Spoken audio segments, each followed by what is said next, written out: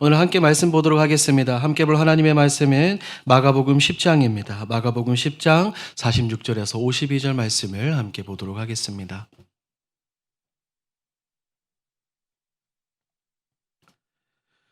마가복음 10장 46절에서 52절 우리 한 절씩 교독할까요?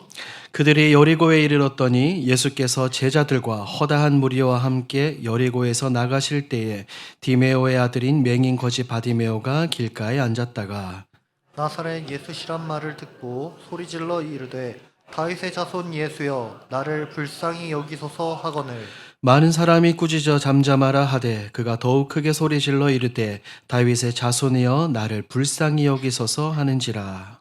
예수께서 머물러 서서 그를 부르라 하시니 그들이 그 맹인을 부르며 이르되 안심하고 일어나라 그가 너를 부르신다 하매 맹인이 겉옷을 내버리고 뛰어 일어나 예수께 나아오거늘 예수께서 말씀하여 이르시되 내게 무엇을 하여 주기를 원하느냐 맹인이 이르되 선생님이여 보기를 원하나이다. 함께 읽습니다. 예수께서 이르시되 가라 내 믿음이 너를 구원하였느니라 하시니 그가 곧 보게 되어 예수를 길에서 따르니라. 아멘. 우리 앞뒤 좌우 한번 인사하겠습니다. 잘 오셨습니다. 그래요. 우리 사랑하는 성도님들, 이 피곤한 몸을 이끌고 어떻게든 하나님 말씀 듣고 말씀 붙들고 기도에 불을 붙잡기 위해 이 자리에 오신 여러분들을 환영하고 축복합니다. 여러분 세계 캐나다인가요? 여기에 있는 나이아가라 폭포 아십니까? 아시죠? 가보지는 못했지만 들어보셨을 겁니다. 우리가 가서 그 나이아가라 폭포에 있는 물을 얼만큼 받아올 수 있을까요? 물을 받아올 수 있다면 얼만큼 받아올 수 있겠습니까? 내가 그릇을 준비한 만큼 받아올 수가 있을 것입니다. 마찬가지로 오늘 여러분들이 어떤 마음으로 이 자리에 오셨는지는 모르겠습니다. 여러분들이 이 금요 기도회를 사모하며 크게 부르짖는 만큼 하나님께서 여러분들이 가지고 오신 그 그릇의 분량대로 감당치 못할 놀라운 은혜의 축복을 내려주실 줄 믿습니다. 그 믿음으로 오늘 함께 말씀을 나눠보도록 하겠습니다. 지난 2024년이죠. 2024년 6월에 제가 수술을 했습니다. 어떤 수술이냐면 놀라지 마십시오. 백내장 수술을 했습니다. 백내장. 아직도 백내장 수술 안 하신 분 너무나 많으시죠? 제가 선배입니다. 제가 오른쪽 눈 백내장 수술을 했습니다. 정말 이른 나이에 찾아온 백내장이었죠. 2021년도부터 이 백내장이 점점 심해지기 시작을 했습니다. 그런데 시간이 가면 갈수록 점점 심해졌어요. 안경을 바꿔 써봐도 잘 안 보였습니다. 그러다 보니 어떤 어려움이 찾아왔을까요? 운전이 어려워졌습니다. 성경책을 보는 것도 어렵고 책을 보는 것도 어려웠습니다. 거리 감각이 사라져서 굉장히 위험한 상황을 제가 맞닥뜨렸습니다. 정확하게 기억하는데 5월 말쯤이었나요? 중순에 이 비정관 지하 주차장에서 차를 끌고 나와서 비정관 앞쪽으로 가다가 놀랍게도 저희 교회 성도님을 제가 못 봐서 차로 치일 뻔했습니다. 얼마나 놀랬겠습니까? 그래서 부랴부랴 안 되겠다. 더 이상은 견딜 수가 없다. 참을 수가 없다라고 이야기를 해서 이제 공안과에 예약을 하고 바로 수술을 하게 되었습니다. 수술을 마치고 한쪽 눈을 이렇게 막은 채 제가 퇴원을 했습니다. 그리고 주일에도 이게 뭡니까? 안대를 끼고 이렇게 예배를 드렸는데 아마 그 당시에 보셨던 분들은 기억을 하실 겁니다. 제가 수술 이후에 걷는 것도 그리고 혼자 머리 감는 것도 쉽지 않았습니다. 약 일주일을 그렇게 지내면서 제가 뼈저리게 깨달은 것이 있죠. 그것이 뭐냐면 볼 수 있다는 것이 이렇게 감사한 것이구나라는 것을 제가 그때야 비로소 깨닫게 되었습니다. 사랑하는 여러분, 저는 길어야 2주였습니다. 2주. 그런데 오늘 본문에 나오는 이 본문의 주인공이 누구입니까? 바디메오는 달랐어요. 그는 본다는 것이 무엇인지 잊어버린 채로 굉장히 오랜 세월을 살았습니다. 거지로 길가에 앉아 아무도 거들떠 보지도 않는 그런 존재로 살아왔습니다. 그런데 저는 오늘 더 심각한 질문을 여러분들에게 한번 해보고 싶습니다. 육신의 눈이 보이지 않는 것이 이렇게 두렵고 이렇게 너무나도 불편한 일인데 우리가 만약에 영적으로 눈이 어두워졌다면 영적으로 내 눈이 가리워졌다면 얼마나 슬프고 힘들고 아플까요? 얼마나 치명적이겠습니까? 사랑하는 여러분, 오늘 이 자리에 너무나도 잘 오셨습니다. 이 자리에 나오실 때 어떠한 마음으로 이 자리에 나오셨습니까? 여러분들 진짜로 부르짖고 싶은 그 마음으로 이 자리에 나오셨습니까? 나오셨습니까? 배에서 끓어오르는 그런 간절함으로 하나님 말씀 붙들고 엎드려 기도할 때 눈물이 폭포수와 같이 쏟아지는 그 눈물로 멈출 수 없는 그 열정으로 하나님께 우리 예수 그리스도께 부르짖고 싶은 그 마음으로 이 자리에 나오셨습니까? 많은 성도들이 이 자리 기도의 자리에 나오죠. 그리고 각 가정에서 혹은 있는 처소에서 온라인으로도 기도회에 참여합니다. 그런데 생각을 해보면 때로는 기도를 해도 가슴이 뜨겁지 않을 때가 있습니다. 그렇죠. 부르짖고 싶은데도 이것이 잘 안 될 때가 있어요. 예전에는 내가 너무나도 깊이 뜨거운 눈물로 기도했는데 어느 순간인가 내 눈물이 말라버렸습니다. 왜 그럴까요? 왜? 어쩌면 우리가 너무나도 이 세상에 빠르게 살다가 이 믿음의 길, 순례의 길을 걸어가는 가운데 우리가 얼마나 간절하고 절박한 존재인지를 잊고 살기 때문은 아니겠습니까, 여러분? 그리고 내가 나에게 있어 하나님이 예수 그리스도가 얼마나 필요한 존재인지를 내가 잊고 살 때가 너무나도 많기 때문에 우리는 그 뜨거운 열정과 예수님과의 첫사랑, 첫 만남을 잊고 사는 것은 아닌가라는 생각들을 해봅니다. 사랑하는 여러분, 물에 빠진 사람은 어떻습니까? 구해달라고 소리칠 때 조용히 살려주세요라고 손을 들지 않습니다. 어떻게 하죠? 온 힘을 다해서 악을 씁니다. 목이 터지도록 소리를 지릅니다. 그렇지 않습니까? 그런데 우리는 때때로 하나님 없이 살아갑니다. 아니, 하나님 없이 살아갈 수 있는 것처럼 이 세상을 오직 내 생각과 내 지혜와 내 힘으로 살아갈 수 있는 것처럼 살아가기 마련입니다. 이러면 안 되겠죠. 그러니 무엇이 간절해지지 않습니까? 기도가 간절해지지 않습니다. 내 삶을 돌아보니 부족함이 없는 것 같아요. 내 삶을 돌아보니 어려움이 없는 것 같습니다. 아픔이 없는 것 같고 문제가 없는 것 같으니 하나님께 나와 기도하지 않는 사람들이 훨씬 더 많습니다.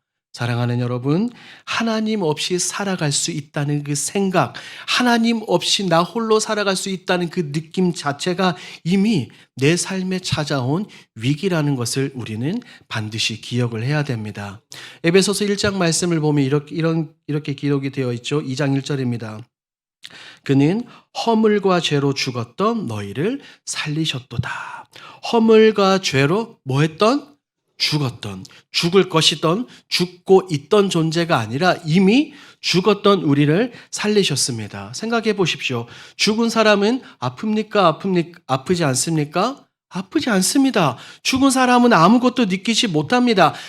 기도가 간절히 않는다는 건, 부르짖고 싶지 않다는 것은 어떻게 보면 바로 이것이 내가 지금 영적으로 굉장히 무뎌져 있다라는 그런 증거가 될 수 있습니다. 그렇다면 우리는 어떻게 해야 되겠습니까? 이런 시대를 살아가는 가운데 내 스스로 문제를 깨닫고 있는데 어떻게 그 답을 찾아갈 수 있을까요? 우리가 함께 읽은 이 마가복음 10장 본문이 우리에게 그 답을 알려줍니다. 본문을 보면 예수님께서 어디를 향해서 올라가십니까? 예루살렘을 향해서 올라가시면서 여리고를 지나시죠. 모두가 바쁘게 움직이는 그 가운데 홀로 외롭게 철저히 쓸쓸하게 길가에 앉아있는 한 사람을 만나게 됩니다. 그 사람이 누구입니까? 바디메오입니다. 46절 하반절을 볼까요? 46절 하반절을 보면 이렇게 나와 있습니다. 디메오의 아들인 맹인 거지 바디메오가 길가에 앉았다가. 자, 성경은 지금 이 글을 세 단어로 표현을 하고 있습니다. 어떤 단어로 표현합니까? 첫 번째, 맹인. 두 번째, 거지. 세 번째, 길가에 앉은 자. 맹인, 거지, 길가에 앉은 자. 이렇게 표현합니다. 그리고 예수님이 지금 어떤 동네를 지나가고 계시죠?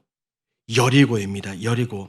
이 당시에 여리고는 아무도 앉아있지 않는 그 동네였습니다. 무슨 말인고 하니 당시에는 유월절 순례자들이 예루살렘 성전으로 올라가기 위해 물결처럼 그 도시를 지나가고 있었습니다. 모두가 명확한 목적지가 있었고 방향이 있었고 목표가 있었죠. 그런데 오직 이 길가에 누구만 혼자 앉아 있는 것입니까?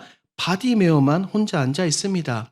모두가 들뜬 마음으로 하나님을 만나겠다라는 그 간절함으로 예루살렘 성전을 향해서 올라가고 있는데 그 분위기에서 그 흐름에서 완전히 밀려나 있죠. 그 어느 누구 하나 나를 도와줄 사람 없습니다. 갈 곳이 없습니다. 아무도 그에게 나와 함께 예루살렘 성전으로 가자라고 말하고 권면하는 사람이 있습니까? 없습니까?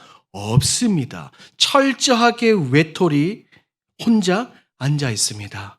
사랑하는 여러분, 그런 생각이 들었어요. 지금 이 길가에 앉아 있는 바디메오의 자리가 이 자리에 내가 앉아 있는 것은 아닌가라는 생각 말입니다. 그런 생각해 보셨습니까?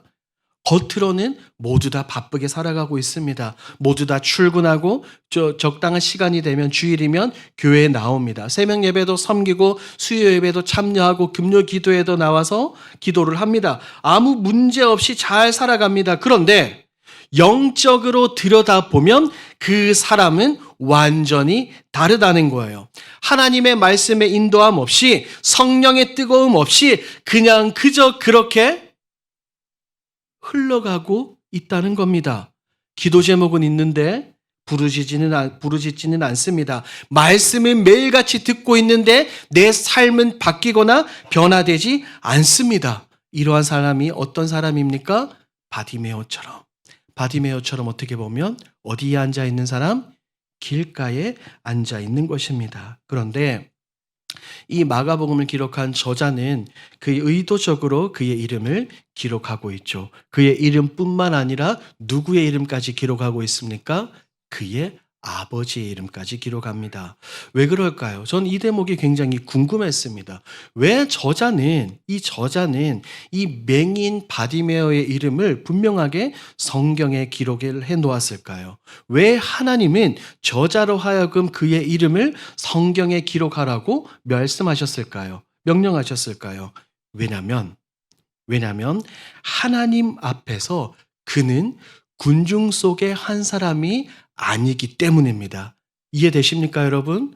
그냥 많은 무리들 중에 한 사람, 그냥 많은 사람들 중에 한 사람이 아니라는 겁니다. 하나님께서 바라보고 계시고 하나님께서 관심 있게 집중해서 지켜보는 그 사람이기 때문에 저자는 그의 이름을 분명하게 기록을 해 놓았던 것입니다. 사랑하는 여러분, 오늘 여러분들이 앉아 계신 이 자리도 마찬가지라고 생각합니다. 하나님은 여러분을 그냥 무의미하게 이 기도의 자리로 부르신 것이 아닙니다. 여러분을 부르시고 여러분이 그 자리에 앉아 놓으셨던 것은 하나님께서 여러분 각 사람의 필요를 아시고 성령의 인도와 은혜 가운데 여러분들을 이 기도의 자리, 예배의 자리로 인도해 주신 줄 믿습니다. 문제는 무엇입니까? 문제는 하나님이 나를 바라보지 못하는 것이 아닙니다. 우리 주님께서 내게 집중을 안 하시는 것이 아닙니다. 가장 큰 문제는 우리가 하나님을 바라보지 않는다는 거예요. 하나님을요. 하나님께 문제가 있는 게 아닙니다. 우리 주님께 문제가 있는 게 아니라 누구에게 문제가 있는 겁니까? 나에게 문제가 있는 겁니다. 사랑하는 여러분, 지금 바디메오는 예수님을 본 적이 있습니까? 없습니까? 없죠. 단 한 번도 본 적이 없습니다. 왜 그렇습니까? 그는 무엇이기 때문입니까? 맹인이죠. 맹인이니 혼자 움직일 수 없으니 당연히 하나님의 말씀, 율법을 듣는 이 회당에도 갈 수가 없겠죠. 그런데 어떻게 그가 이토록 담대하게 예수님의 이름을 부를 수 있었습니까? 47절에 그 답이 나오죠. 나사렛 예수시란 말을 듣고 소리질러 이르되, 보십시오. 성경 말합니다. 바디메오가 사람들이 이야기하는 것을 뭐 했다고요? 그렇죠. 들었습니다. 많은 사람들이 오고 가는 그 길가에서 그는 들었어요. 볼 수 없으니 앉아서 듣는 것 말고는 그의 선택의 여지가 없었습니다. 우리가 그런 소리를 들어봤죠. 예를 들어서 나의 몸이 어떠한 군데가 불편하면 또 다른 한 군데가 발달한다고 말입니다. 그러니 지금 그는 보는 것이 막혀 있으니 또 다른 듣는 것이 굉장히 발달되어 있고, 당시에 굉장히 많은 사람들이 오고 가는 그 흐름 가운데 누구에 관한 이야기를 들었을까요? 예수님에 관한 이야기를 들었습니다. 그런데 역설적으로 외로움의 자리, 쓸쓸함의 자리, 아무도 거들떠보지도 않는 그 자리가 어떤 자리가 된 것입니까? 믿음의 자리가 된 것인 줄 믿습니다. 하나님의 말씀이 들리기 시작하고 그 가운데 그에게 무엇이 자라난 겁니까? 믿음이 자라나게 된 겁니다. 들렸겠죠? 그 사람은 갈릴리 사람인데 기머거리를 고쳤다더라. 그 사람은 죽은 사람을 살렸더라. 그 사람은 맹인을 고쳤더라라는 그 소리를 누가 들었다는 거예요? 얘가, 바디메오가 들은 겁니다. 그의 관심사는 무엇입니까? 눈 뜨는 것이죠. 맹인이 다시 보게 되었더라는 그 소리를 듣자마자 그는 가슴에 끓어오르는 이 열정을, 무언가 타오르는 것을 멈출 수가 없었을 겁니다. 그렇지. 사람은 못 고쳐도 예수님이라면 내 닫힌 눈을 다시 열 수 있겠다라는 무엇이 들었던 거예요? 확신이 들었던 것입니다. 사랑하는 여러분, 이것이 바로 믿음이 생겨나는 과정인 줄 믿습니다. 사도 바울은 로마서 10장에서 말하고 있죠. 그러므로 믿음은 들음에서 나며 들음은 그리스도의 말씀으로 말미암았느니라 라고 분명하게 말합니다. 사랑하는 여러분, 믿음은 내 의지로 만들어내는 것이 아닙니다. 나의 어떠함과 상관없이 어떠한 결단으로 쥐어짜내고 믿음이 나오는 것이 아니라는 것입니다. 내가 이 말씀이 들려지는 그 자리에 앉아 있을 때 예수 그리스도에 관한 말씀이 내 귀에 들려오고 그 말씀을 그냥 겉으로 듣는 것이 아니라 그 말씀을 내 마음판에 박히기 시작을 할 때, 그때야 비로소 우리 가운데 무엇이 생겨나는 겁니까? 믿음이 생겨나는 겁니다. 바디메오는 그저 이 길가에 앉아 듣는 것밖에 하지 않았습니다. 그런데 그 들음이 확신이 되었습니다. 그 확신이 무엇이 되었습니까? 간절함이 되었습니다. 그 간절함이 무엇이 되었습니까? 부르짖음이 되었습니다. 들음은 확신이 되었고, 그 확신은 간절함이 되었고, 그 간절함은 예수님의 이름을 어떻게 해요? 부르짖는 그 도구가 되었던 것입니다. 사랑하는 여러분, 바로 이 내용이 오늘 밤 저와 여러분들, 우리가 이 자리에 나온 이유가 아니겠습니까? 오늘 밤 들은 말씀이 무엇이 됩니까? 확신이 되어지고, 그 확신을 가지고 여러분들이 이 기도의 자리에서 확신의 말씀을 가지고 하나님께 부르짖어야 될 줄 믿습니다. 그렇게 부르짖기 시작할 때 우리 주님께서 응답하실까요? 안 하실까요? 당연히 우리 주님께서 응답해 주시는 겁니다. 우리 시간을 잠시 되돌려 다시 바디메오가 길가에 앉아 예수님에 대한 소식을 듣는 장면으로 돌아가 봅시다. 예수님이 마침 여리고를 지나간다는 소리가 들렸습니다. 그러니 그의 마음속에는 막 용솟음이, 꿈틀거림이 생기겠죠. 지금이다. 지금이 아니면 안 되겠다. 이 기회를 놓치면 나는 평생 앞을 볼 수 없겠다라고 생각하지 않았겠습니까? 그래서 그가 소리를 질렀죠. 예수님을 부르는데 예수님을 어떻게 불렀습니까? 뭐라고 불렀습니까? 뭐라고요, 여러분? 그냥 예수님이라고 부른 것이 아니라 다윗의 자손 예수여, 나를 불쌍히 여기소서라고 고백을 하는 겁니다. 단순히 그냥 이 바디메오가 다윗의 자손 예수여 나를 불쌍히 여기소서라고 불렀던 것이 아닙니다. 바디메오의 이 고백, 다윗의 자손 예수여라는 이 호칭은 엄청난 신학적 깊은 의미를 가지고 있어요. 왜요? 우리가 구약의 너무 먼 사건으로 다시 돌아가 보면 하나님께서는 그의 마음에 합한 자 이스라엘의 2대 왕 누구를 세우셨죠? 다윗을 세우셨습니다. 그리고 하나님은 다윗과 언약을 맺으시는데 그것이 다윗의 언약입니다. 사무엘하 7장을 보면 이 언약을 맺고 하나님이 그에게 이런 말씀을 해주세요.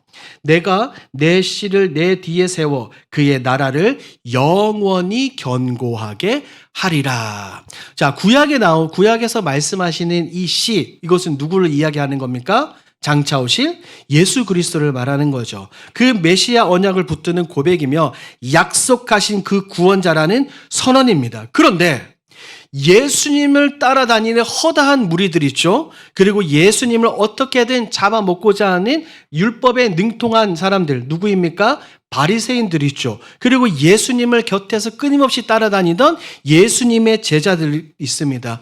그 모든 사람들이 제대로 깨닫지 못했던 메시아 예수 그리스도를 누가 지금 고백하고 있는 거예요? 바디메오가 고백하고 있는 겁니다. 아무도 하지 않는 그 고백을 이 맹인, 거지, 길가에 앉은 바디메오가 믿음으로 이것을 고백하고 있습니다. 그리고 이 다윗의 자손 예수는 결국 예루살렘으로 올라가셔서 바디메오뿐만 아니라 우리 모두의 영적인 눈을 열기 위해서 무엇을 지셨습니까? 십자가를 지셨습니다.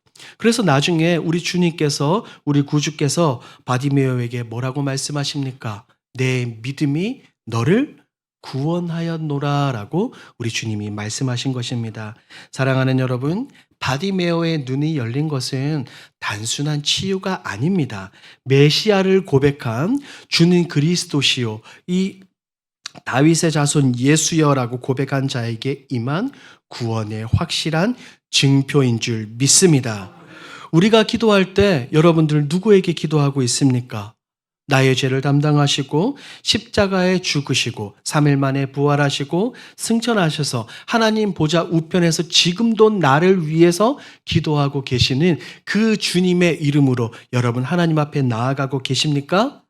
기억해야 될 것은 기도의 능력이란 기도하는 자의 간절함에 달려있는 것이 아니라 그 기도를 받으시는 분이 어떤 분인가에 따라서 달려있는 줄 믿습니다. 나의 간절함보다 중요한 것이 뭐라고요? 기도의 대상이라는 것입니다.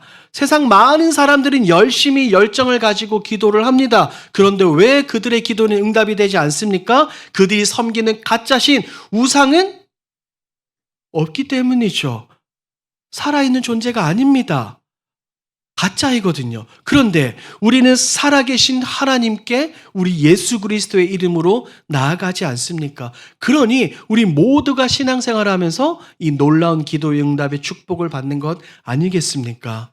그리고 바디메오는 이렇게 말하죠. 다윗의 자손 예수여, 그 다음에 뭐라고요?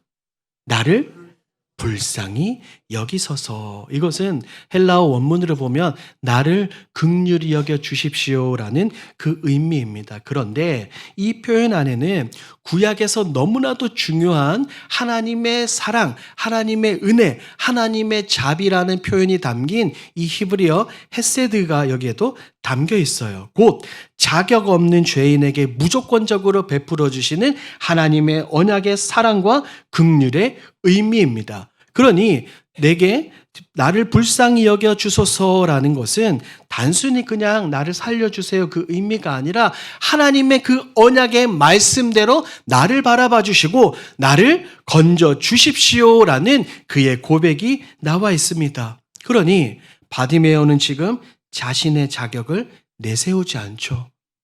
내세우지 않습니다. 내가 뭘 잘했습니다. 나는 이런 것들이 뛰어납니다라고 말하는 것이 아니라 오직 이거 하나였습니다. 하나님, 저는 불쌍한 죄인입니다. 저를 긍휼히 여겨 주시옵소서라고 이야기하는 겁니다. 우리 역시 이러한 존재가 되어야 되는 줄 믿습니다. 하나님 앞에 나와 하나님의 말씀을 붙들고 하늘을 바라보며 가슴을 치며 하나님, 저는 죄인입니다. 저에게 하나님의 자비와 은혜와 사랑과 긍휼을 베풀어 주십시오라고 우리는 언제나 이렇게 나아가야 될 줄 믿습니다.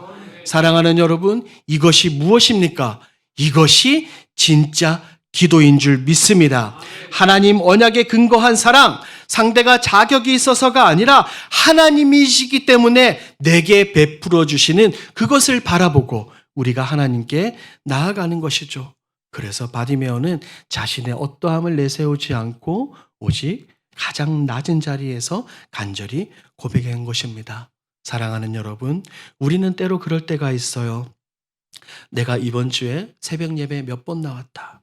나는 이번 주에 이런 봉사를 했다. 나는 이런 양육 프로그램에 참여해서 이렇게 했다. 이런 것들이 우리 기도의 근거가 되어서는 안 됩니다. 절대로 안 됩니다, 여러분. 그런 것들은 우리 기도의 근거가 아닙니다. 진짜 기도는 하나님, 저는 자격이 없습니다. 저는 자격이 없어요. 벌레 같은 저입니다. 정말 무지하고 모자라고 연약한 저입니다. 있는 모습 그대로 하나님께 나아갑니다. 하나님, 제게 은혜와 자비를 베풀어 주십시오라고 말하는 것. 이렇게 고백하며 나아갈 때 하나님이, 우리 주님께서 우리의 기도를 기뻐 받아주시는 줄 믿습니다. 이어서 48절 말씀을 보면 이렇게 나와 있죠. 많은 사람이 꾸짖어 뭐하라? 잠잠하라. 보세요. 예수님은 당시 너무나도 유명한 사람이었죠. 그래서 구름같이 허다한 무리가 군중들이 예수님을 둘러싸고 있었습니다. 예수님 가장 가까이에 있던 예수님을 따라다니던 그 사람들이 오히려 길가에서 부르짖는 이 한 사람의 부르짖음을 막고 있어요. 여러분, 우리도 이런 경험들이 있지 않습니까? 때로는 내가 사랑하는 사람들이, 가장 가까이에 있는 사람들이 나의 부르짖음을, 우리의 부르짖음을 가로막는 겁니다. 아, 참 신앙생활 그냥 대충 하지. 뭘 그래 유난 떨고 그렇게 열심히 하냐. 그냥 조용히 믿으면 안 돼? 그냥 남들처럼 그냥 평이하게 그렇게 믿으면 안 돼? 왜 꼭 그렇게 교회에 목숨 걸어야 되냐? 왜 꼭 그렇게 열심당처럼 열심히 그렇게 하는 거냐? 이런 소리들 들으신 경험들이 있습니까? 없습니까? 있으실 겁니다. 그리고 이런 것들은 외부에서 들려오는 것이지만 내 내면에서 울리는 그런 소리가 있습니다. 이 나이에 이렇게 하는 게 맞나? 나는 이런 자격이 없는데 내가 이렇게 해도 되나?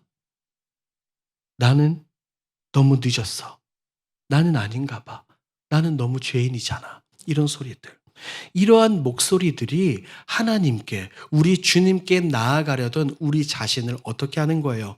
막는 겁니다. 그러나 이 본문에 나오는 주인공 바디메오를 보십시오. 사람들이 막으면 막을수록 야, 좀 조용히 해봐. 잠잠해. 이렇게 이야기할 때 뭐라고 이 성경은 이야기합니까? 그가 더욱 크게 소리 질러 이르되. 사람들이 막으면 막을수록 어떻게 하는 거예요? 더 크게 소리 짓는 겁니다. 눌리면 눌릴수록 더 간절하게 부르짖는 그의 모습을 한번 상상해 보십시오. 이 한글 성경으로는 그냥 소리 지른다라고 표현이 되어 있지만 헬라어 표현은 더 재밌습니다. 나의 모든 것을 던져서 소리를 지르는 거예요. 더 쉽게 표현하면 악을 쓴다고 말하죠. 악. 여기 단전부터 끌어올려가지고 여기 아니면 안 되겠다. 정말 이것이 마지막이다. 다른 방법이 없기 때문에 터져나오는 그 처절한 절규를 가지고 우리 주님을 부르짖는 겁니다.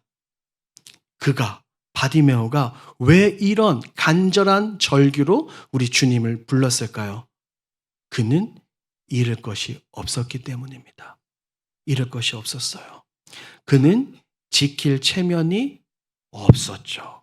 없었습니다.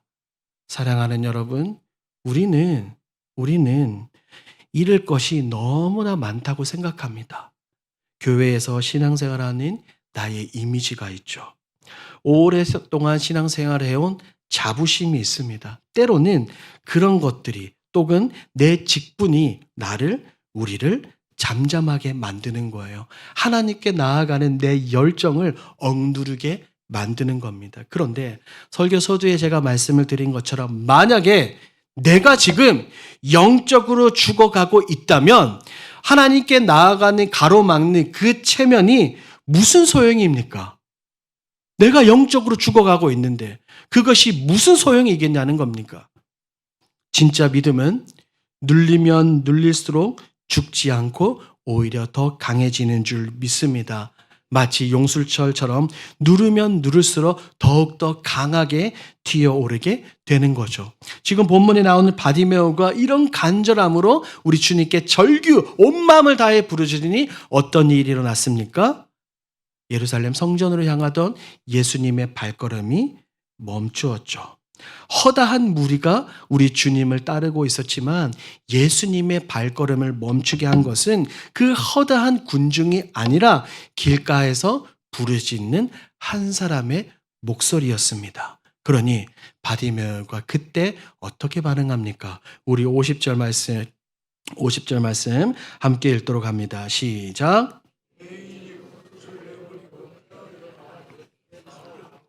자, 성경은 세 가지 동사를 표현합니다. 내버리고, 뛰어 일어나, 나아오거늘. 여러분, 거지에게 겉옷은 어떤 의미일까요? 거지에게 겉옷은 전 재산입니다. 그리고 구걸할 때 동전을 받는 그 자리였고, 밤에는 그의 뭐가 됩니까?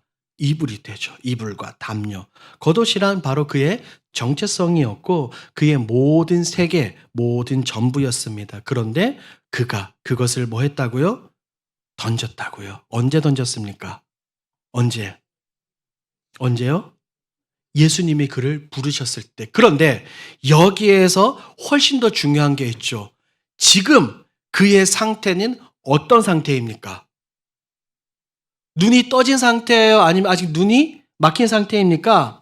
아직 눈이 열리지 않는 그 상태에서 자신이 가지고 있는 정체성, 자신의 전 재산, 너무나도 중요한 것을 뭐 한 겁니까? 던져버린 겁니다. 사랑하는 여러분, 이것이 바로 진짜 믿음인 줄 믿습니다. 우리가 너무나도 잘 알고 있죠. 히브리서 11장은 믿음장이라고 말하는데 그 1절에서 뭐라고 말합니까? 믿음은 바라는 것들의 실상이요 보이지 않는 것들의 증거니. 아직 이 바디메오는 이루어지지 않는 것을 이미 이루어진 것처럼 믿고 행동을 하는 것입니다. 그러니 그의 믿음이 진짜입니까? 가짜입니까?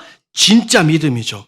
그리고 나서 주님이 물으셨습니다. 얘야, 내가 너에게 무엇하여 주기를 원하느냐라고 말입니다. 그런데 전지하신 우리 주님은 사실 그의 모든 필요를 알고 계실까요? 모를까요? 알고 계시죠. 그런데 왜 주님은 바디메오에게 물으셨을까요? 왜? 다른 것이 아닙니다. 자신의 입으로 고백할 때 그것이 진짜 기도가 되기 때문입니다. 뭐라고요? 자신의 입으로 그것을 고백할 때 그것이 진짜 기도이자 진짜 고백이라는 것입니다. 바디메오가 대답합니다. 보기를 원하나이다. 이것은 헬라어로 아나블레포입니다. 오늘 말씀의 제목이 무엇입니까, 여러분? 오늘 말씀의 제목이 아나블레포입니다. 이 진짜 의미는 시력을 다시 회복하다라는 의미예요. 그러니 알 수 있겠죠, 여러분? 바디메오가 단순히 처음 날 때부터 맹인이라는 겁니까? 아니라는 겁니까? 아니라는 거예요. 아나블레포는 다시 회복하기를 원한다는 거거든요. 다시라는 말은 이전에 봤다는 말입니까? 안 봤다는 말입니까? 봤다는 말입니다. 시력이 있었는데 그가 어떤 일인지는 모르겠지만 그 시력을 잃었습니다. 본다는 것을 잃어버렸는데 예수님을 만나고 나서 그 잃어버렸던 것을 다시 회복하고 싶어서 우리 주님께 고백을 하는 겁니다. 아나블레포라고 말입니다. 사랑하는 여러분, 저는 확신합니다. 다시 보기를 원하는 것, 이 아나블레포가 오늘 밤 우리의 마음과 우리의 열정과 우리의 기도가 되어야 되는 줄 믿습니다. 예전에는 너무나도 뜨겁게 하나님께 부르짖었는데 지금은 그러지 않는 분들이 많지 않습니까? 예전에는 너무 뜨겁게 기도할 때 눈물이 났는데 이제는 메마른 광야처럼 내 눈물이 말라버린 사람이 있지 않습니까? 왜 그런 겁니까? 잃어버린 겁니다. 바디메오가 그의 시력을 잃어버렸던 것처럼 하나님을 향한 열정, 예수 그리스도를 향한 내 마음을 잃어버린 것입니다. 우리 주님을 향한 그 첫사랑을 잃어버렸기 때문에 그 마음을, 그 열정을 잃어버린 것이 아닙니까? 우리 주님이 부활하시고 나서 엠마오로 내려간 그 두 제자를 우리 주님께서 만나 주셨죠. 그리고 이 수많은 이 말씀을 풀어서 그들에게 설명할 때 그들이 뭐라고 이야기했습니까? 우리의 마음이 뭐하지 않더냐? 뜨겁지 않더냐? 사랑하는 여러분, 오늘 이 밤이 다시 아나블레포, 다시 회복이 되어 다시 믿음의 눈으로 우리 주님을 바라보기를 주님의 이름으로 축복합니다.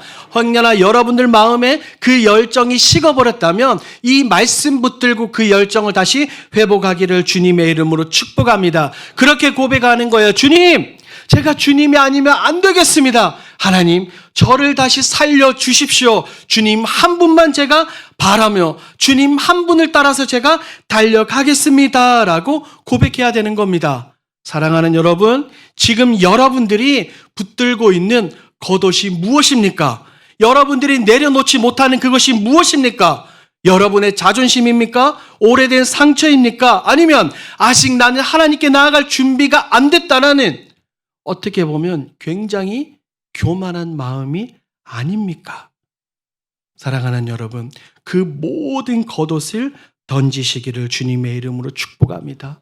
그냥 던지는 것이 아니라 과감하게 던지는 것입니다. 왜요? 내가 가지고 있는 이 겉옷을 붙들고 뛰면 내 옷에 내가 걸려 넘어집니다. 그래서 바디메오는 완전히 이것을 내던져버리고 우리 주님을 향해서 달려갔던 것입니다. 주님께 진짜로 달려가기 위해서는 반드시 이 모든 것을 던져야 하는 줄 믿습니다. 이제 마지막 결론으로 나가죠. 52절을 함께 읽도록 합니다. 시작. 예수께서 이르시되 하시니 그가 곧 보게 되어 예수를 길에서 따르니라. 자, 재미있게도 우리 주님은 바디메오가 말했잖아요. 제가 다시 보기를 원합니다. 아나블레포.